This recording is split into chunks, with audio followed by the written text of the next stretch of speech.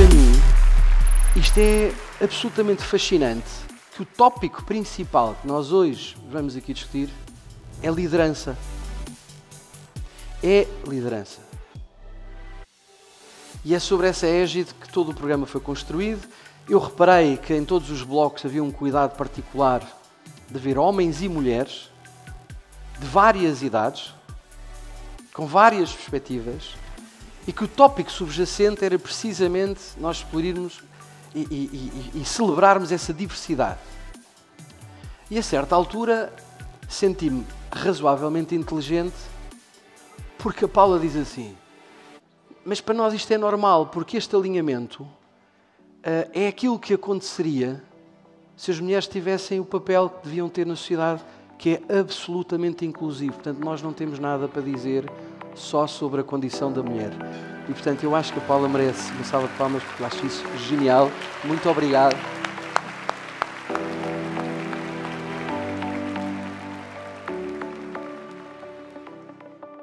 Bom, nós hoje vamos falar de vários tópicos. Vamos falar de talento, vamos falar de futuro, vamos falar de diversidade, naturalmente. Vamos falar e vamos comparar rotas de vida que, sem ajuda, poderiam parecer antagónicas ou até suficientemente divididas para nós termos de escolher, mas afinal vamos ver que há alguma simbiose entre elas. Vamos falar sobre como gerar impacto e, finalmente, vamos falar sobre sociedade. Como é que nós podemos olhar para a sociedade de uma maneira muito melhor com o vosso contributo? Portanto, são estes grandes tópicos. E, portanto, as crianças têm consciência de que a responsabilidade do talento é nossa. Que quando nós usamos o nosso talento, transpiram-nos as mãos, sentimos borboletas, arrepia-nos a pele, brilham-nos os olhos. E a primeira responsabilidade de todas é nossa. E claro que as nossas mães muitas vezes nos dizem quais são os nossos talentos. Ou melhor, a minha mãe ensinou-me a fazer uma coisa que ainda hoje uso. Que é: o filho, se não sabes, pergunta. Portanto, eu nunca tive vergonha de perguntar às pessoas qual é o meu talento. Mas a maior parte das pessoas nesta sala não o faz. É um tabu. É muito esquisito. E depois, o grave disto é que depois mandamos os nossos filhos para a escola e estamos à espera que as notas corroborem o seu talento. Industrializamos as pessoas, normalizamos as pessoas. Preocupamos com a performance e esquecemos-nos do potencial. E, portanto, hoje encorajo-vos a verem, a afiarem os olhos para verem o talento que há de subir este palco, as histórias que eles vão de partilhar e as mensagens que nos vão deixar. A Paula fez.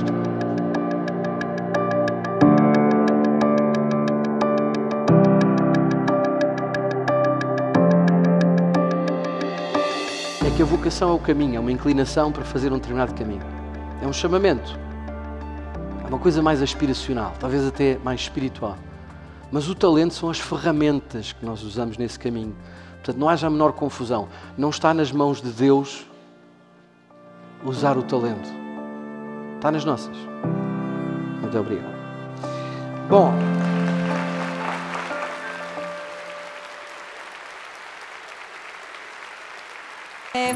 Quando for grande, não sei o que é que quer ser. Sei o tipo de vida que quero viver e o tipo de pessoas que quero à minha volta, e acho que isso me ajuda muito a definir o tipo de pessoa que eu sou.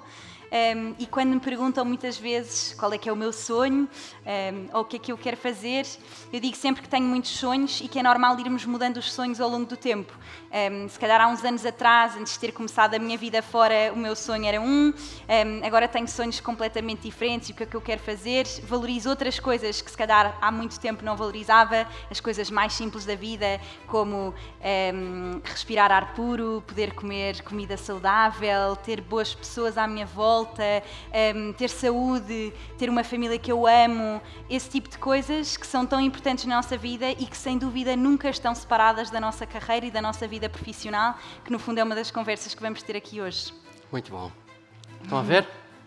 Simples. Hã? Uma pessoa feliz. És feliz?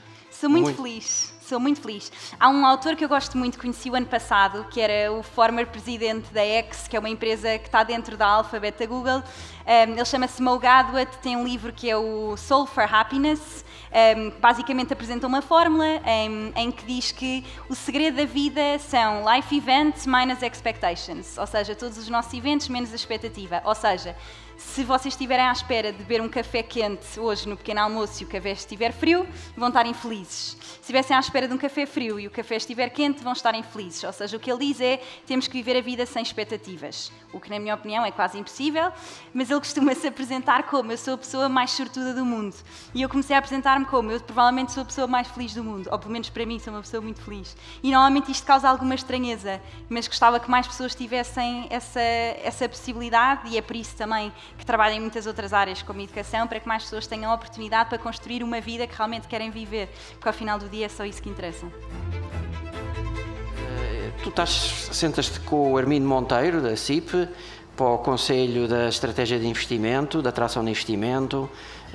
És conselheira do DIN, da Nova, sentas-te também com ele para aconselhar, e com o Presidente da República, não é?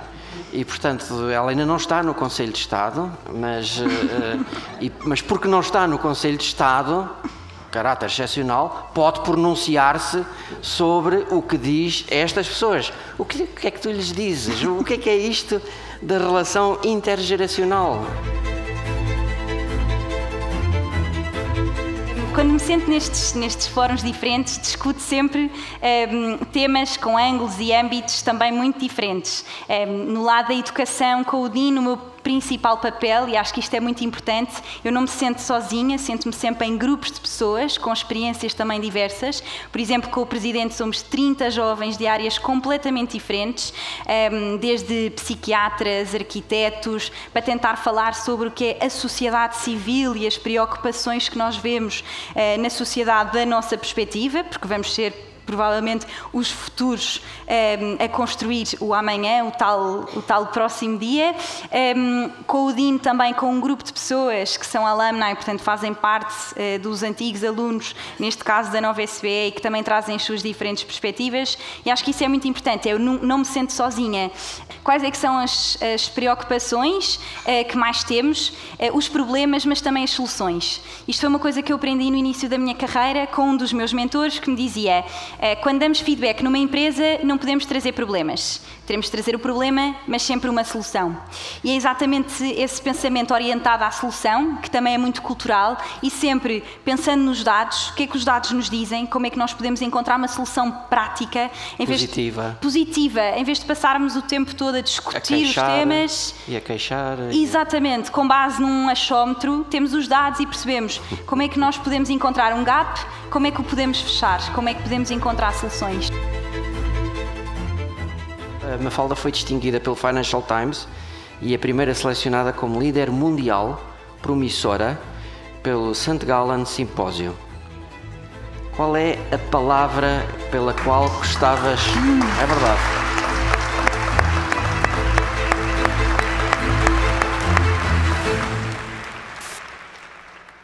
Em cima, porque a seguir vai subir ao palco uma mulher extraordinária que vai falar, sobretudo, de diversidade. A Maria João Guedes é professora associada com a agregação do ISEG, é detentora de um PhD em Gestão Financeira pelo Imperial College, recebeu também vários prémios. O primeiro é um prémio científico da Universidade de Lisboa, mas conta também com 3 menções honrosas. Foi co-coordenadora do projeto Women on Board Portugal e tem nos seus interesses principais a investigação que recai sobre o Corporate Governance.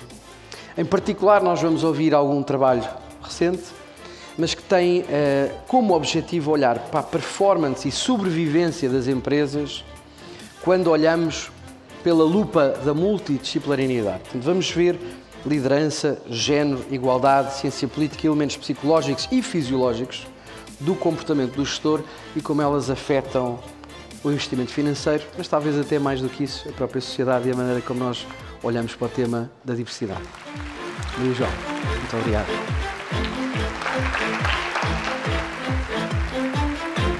Quem são estas mulheres que foram nomeadas após a entrada em vigor da Lei 62 de 2017? São mulheres muito parecidas aos homens que já lá estavam nos órgãos de gestão, em termos de idade, remuneração e educação. Ou seja, não temos aqui uma verdadeira diversidade. As mulheres não vieram trazer muito novo em termos simbólicos. Apenas estão aqui a cumprir este limiar de representatividade.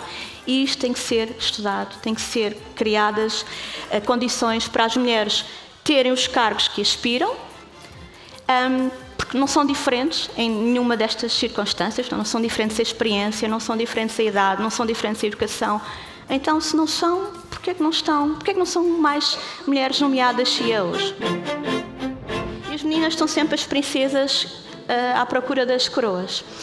E não é só isso, é também o facto de eles terem os jogos mais desafiadores e as meninas terem os labirintos que são praticamente feitos de olhos fechados. Então, se nós desde pequeninas somos ensinadas que não nos temos que forçar e que as coisas são muito fáceis e que a coroa está sempre lá no final, isto vai moldar a nossa maneira de ver as coisas. Estes jovens, que ainda nem sequer muitos estão no mercado de trabalho, a priori já estão a entrar no mercado de trabalho à espera destas barreiras. E quando nós entramos em alguma coisa, num trabalho, num jogo, qualquer atividade na nossa vida, já sentindo à partida derrotados, as probabilidades de sucedermos vão ser menores. E nós temos que criar ferramentas para as mulheres não se sentirem derrotadas. E quando me perguntam qual é a tua ambição de vida, ou o que é que pretendes, eu queria chegar ao final da minha carreira, eu gostaria de chegar ao final da minha carreira e não ter que falar de género.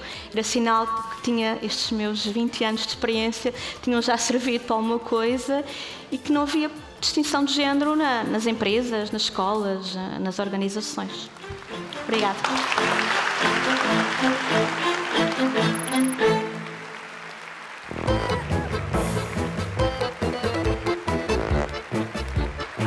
A ideia é muito simples. É alguém em cada mesa vai tomar conta do tempo, ok?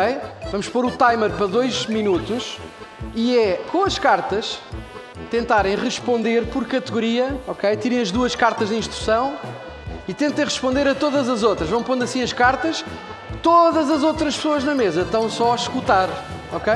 São ciclos de 2 minutos, conheçam-se. Obrigado. Nós vamos explorar as perspectivas de 2 seres humanos muito diferentes neste palco. Eu vou ter a ajuda da Rita Romão, que vai comigo também ajudar a desenvelopar estes 2 seres que são absolutamente magníficos. E nós vamos, se Deus quiser, fazer uma espécie de um medley. Ouvir de parte a parte as suas perspectivas sobre a vida e tentar tirar conclusões. Gostávamos mesmo que num exercício, talvez depois de feedback, tomassem umas notazinhas, porque tenho a certeza absoluta que este momento vai ser genial. Quando era pequena, não sabia o que queria ser.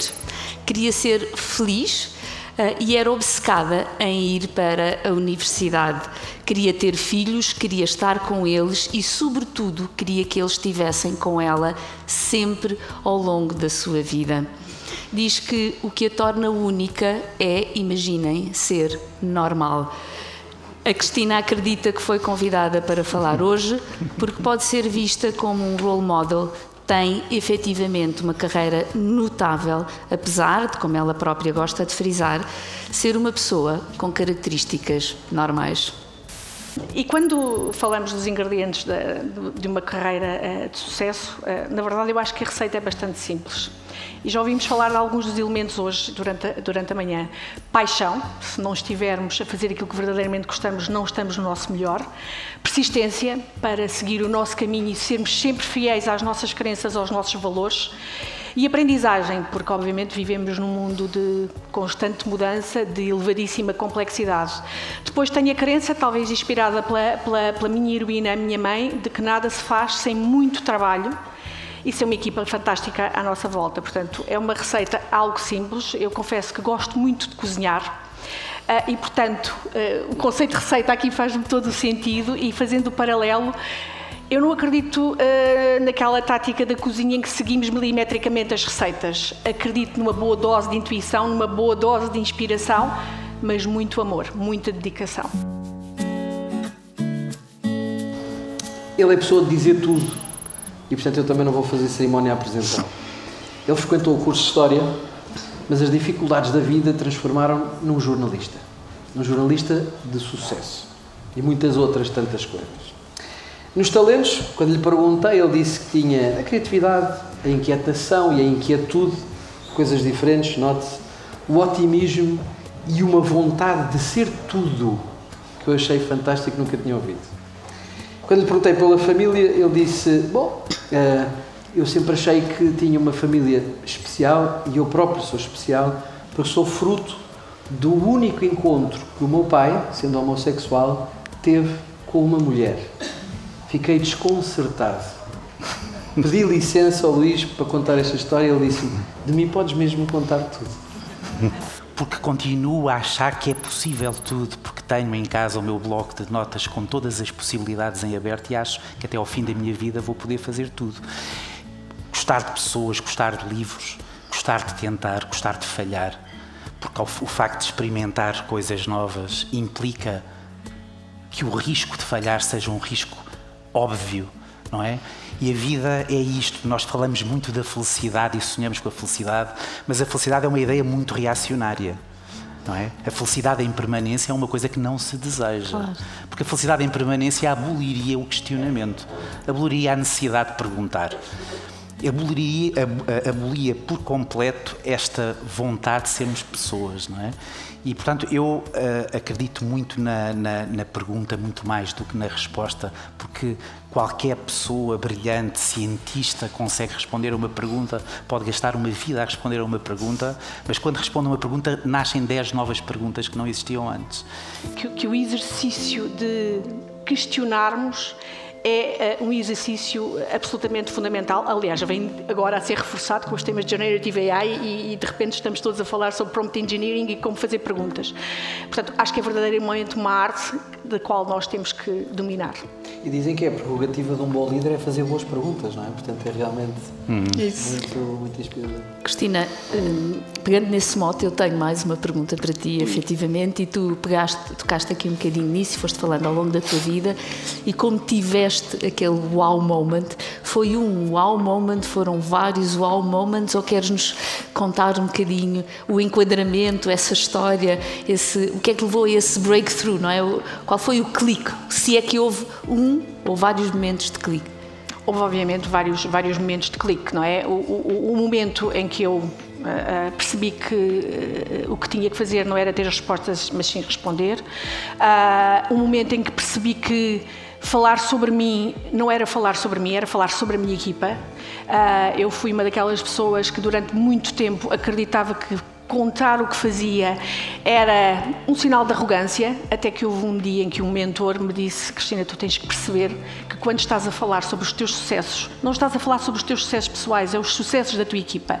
E a tua equipa precisa disso. Isto para mim foi um momento que virou completamente a minha cabeça, porque de repente aquilo que eu via como marketing pessoal e com o qual eu convivia mal passou a ser uma responsabilidade. O nosso confronto com os outros é sempre, em primeiro lugar, um confronto connosco próprios, não é? A forma como nós nos vemos, o Tiago começou por dizer que eu me tinha revelado por completo.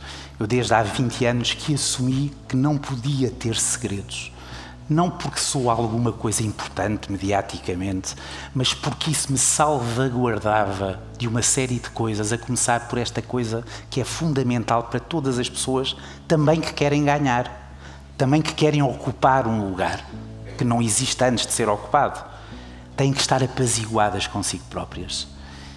Uma vez a Pina Bausch, grande bailarina, eu perguntei-lhe o que era a dança e ela respondeu-me que a dança é o desequilíbrio. E é verdade, não é? Porque a dança não pode começar sem nós nos desequilibrarmos do movimento inicial. E a nossa vida, de facto, nós crescemos a partir do desequilíbrio sempre. Desde bebés, não é? Nós andamos... E todos os bebés, em vários estudos psicanalíticos que existem, no seu inconsciente, todos nós acreditamos que não vamos conseguir andar. mas conseguimos. Mas, de facto, esse momento é um momento que se repete ao longo da vida. Portanto, são nos momentos de desequilíbrio ou dos momentos épicos que nós nos redefinimos, o momento do nascimento de um filho. O momento do nascimento, eu tenho um filho com 25 anos e uma filha com 4. E a filha com 4, quando nasceu, eu comecei a pensar numa ideia da morte, não é? A ideia da morte, a ideia do fim. Eu adoro viver, não tenho medo da morte, mas não quero morrer, não é? E esta ideia faz-me, ao contrário do que seria suposto, mais completo, não é? Porque há sempre muitas pessoas que acham o que é melhor para nós. Às vezes acertam, mas mesmo errando, é sempre muito bom que sejamos nós a saber exatamente para onde vamos. Muito obrigado.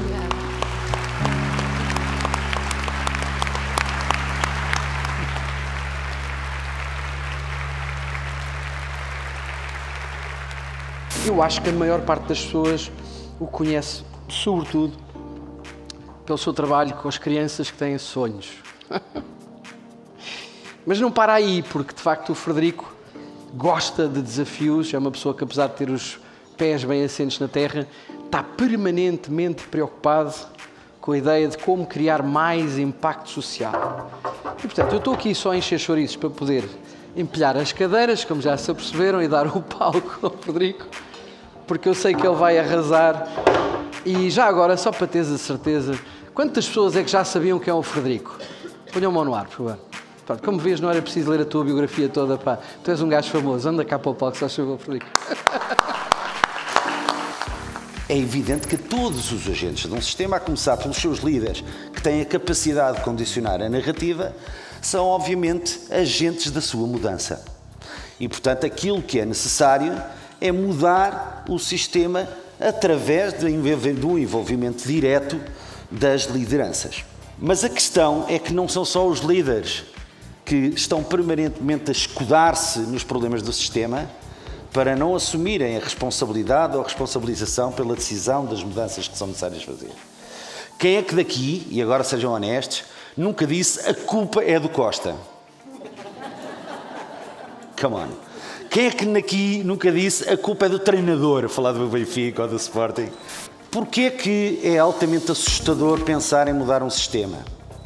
Exatamente porque um sistema é uma coisa altamente complexa, daí ter uma teoria da complexidade na sua base.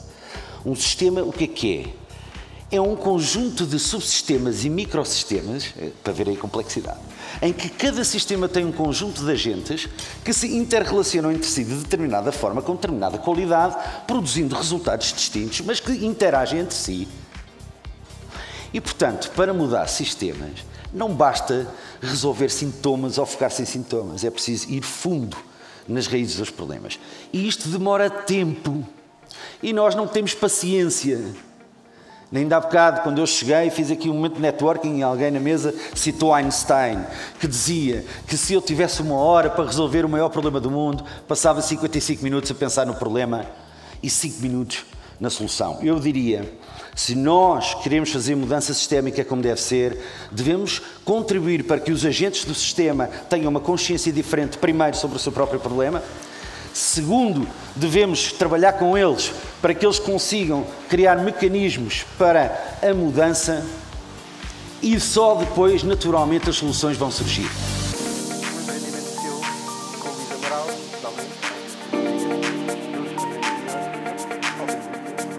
E, portanto, entre vários prémios e reconhecimentos, destaca-se talvez o Prémio Carreira, que foi dado em 2023 pela Católica, e o Prémio de Melhor Projeto Mundial, que foi atribuído para a Educação das Mulheres em 2021 pela Unesco, ao Susana Machado.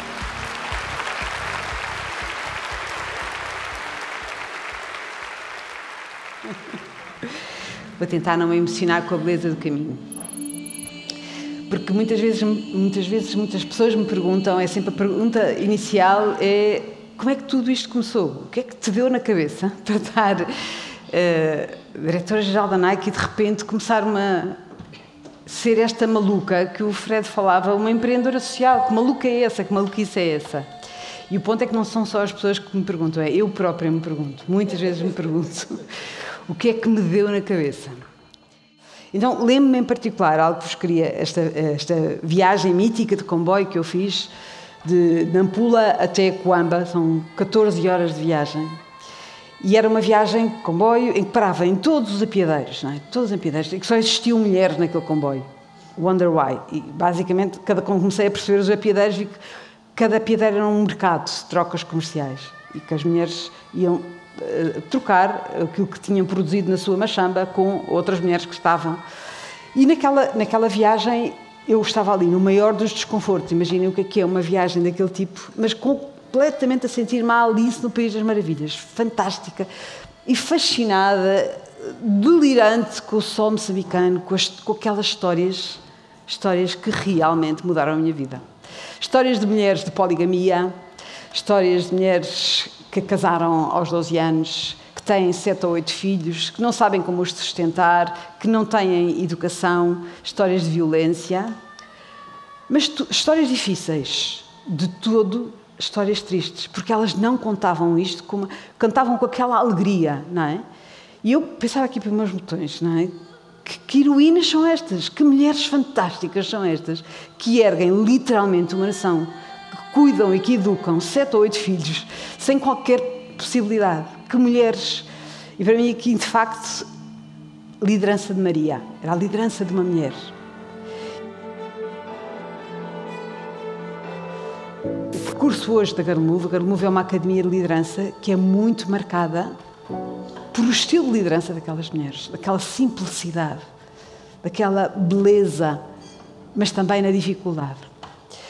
Então, hoje, o que é a Girl Move? A Girl Move é uma academia de liderança situada em Nampula, no norte de Moçambique, e basicamente o que nós fazemos é procuramos, todos os anos, promovemos uma nova geração de mulheres líderes, changemakers, transformadoras. Todos os anos recrutamos de todas as universidades aquelas mulheres que consideramos que têm maior potencial de virem ser líderes, primeiras-ministras, CEOs, agentes de mudança, transformadoras da sociedade. Estamos a falar de mais de 3.000 mulheres, apenas 1% das mulheres moçambicanas se graduam, 1 ou 2%, entretanto a estatística duplicou, não é? De 1 para 2. Portanto, mas está a crescer. Mas nós destas 2%, quase que são cerca de 6.000 por ano, 3.000 candidatos aos nossos programas e nós temos que selecionar aquelas que são as 40. Venho de uma viagem de Moçambique profundamente marcada sobre o poder daquelas histórias, o poder da resiliência daquelas mulheres que veem esta oportunidade como claramente é aqui que eu vou conquistar instrumentos para transformar o meu país. De todo, é com muita humildade que vos conto esta história, porque de todo que este caminho, que aparentemente é um caminho de sucesso, o é, porque é um caminho de pedras. Para mim, estes últimos 10 anos foram os 10 anos mais difíceis da minha vida.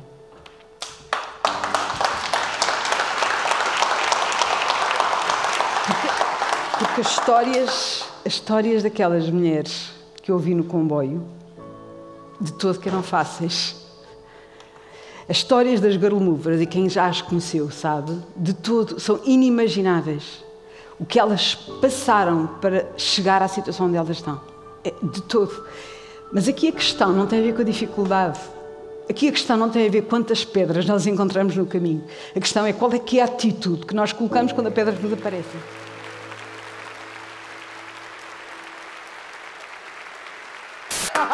Boa, perfeito. Acho que vamos ficar por aí. Paula, tens perfeita, por favor.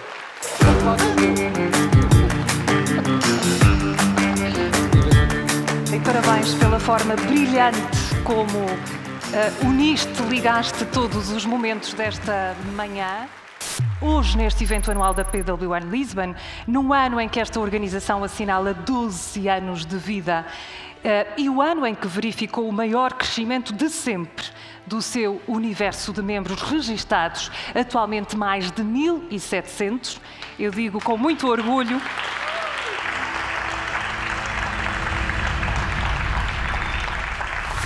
celebramos a diversidade como pilar estratégico da sustentabilidade das organizações num olhar transversal ao ciclo de vida, ao das organizações e ao nosso próprio ciclo de vida, que nos seus diferentes estádios de desenvolvimento e maturidade nos vai evocando a descoberta de um propósito, de um sentido, de uma missão, num apelo à vocação e ao talento E voltando ao início e à primeira intervenção do Tiago, que não são a mesma coisa, uma das melhores citações que eu vi a propósito da diferença entre vocação e talento é de uma escritora brasileira, ainda hoje tragicamente atual, Clarice Lispector, que nos diz: vocação é diferente de talento, pode-se ter vocação e não ter talento, ou seja, pode-se ser chamado e não saber como ir.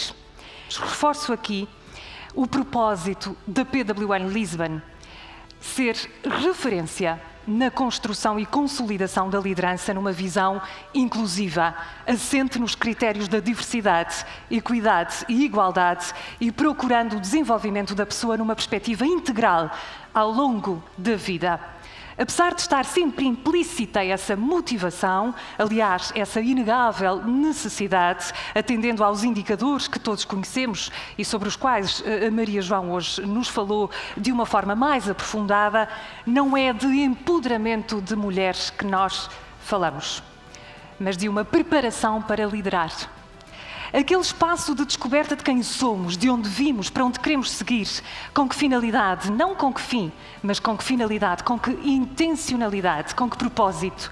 E é aqui, neste campo específico, que cito José Tolentino Mendonça quando nos diz que trazemos por viver ainda uma infância. Porque há perguntas que podem e devem ser renovadas e respostas que devem e podem estar lá atrás. E precisamos reencontrar o espanto, porque afinal, e cito de novo José Tolentino Mendonça, isto não pode ser só isto.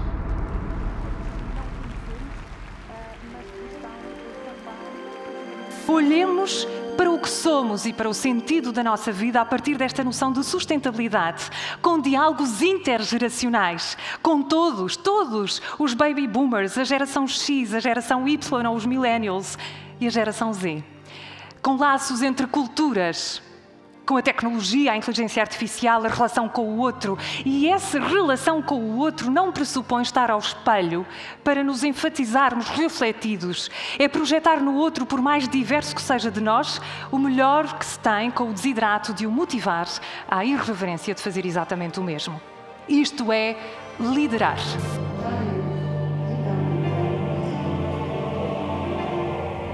Na senioridade, deverão surgir questões que saibam esclarecer os caminhos que tomamos, mais do que o destino que alcançamos, o legado que deixamos, mais do que o que construímos para nós, que somos finitos. A missão que fundamos, mais do que a vida que vivemos. Quem nos quiser conhecer profundamente, aceite ouvir-nos falar sobre aquilo que esperamos. Olhemos para os papéis da nossa vida a partir desta ética, se quiserem, desta estética. O caminho é coletivo, em diversidade, porque o alcance, sabemos, é incrivelmente maior e sintonizado com uma esperança de transformar o mundo que tem sempre razão. Mas as interrogações que nos levam ao coletivo e à diversidade são, estou também profundamente convicta disso, profundamente íntimas e interiores. E aí vem sempre à memória as questões e a inquietação de uma filósofa, cientista política alemã, Hannah Arendt, que perguntou: quem, se não eu? Quando, se não agora? E onde, se não aqui?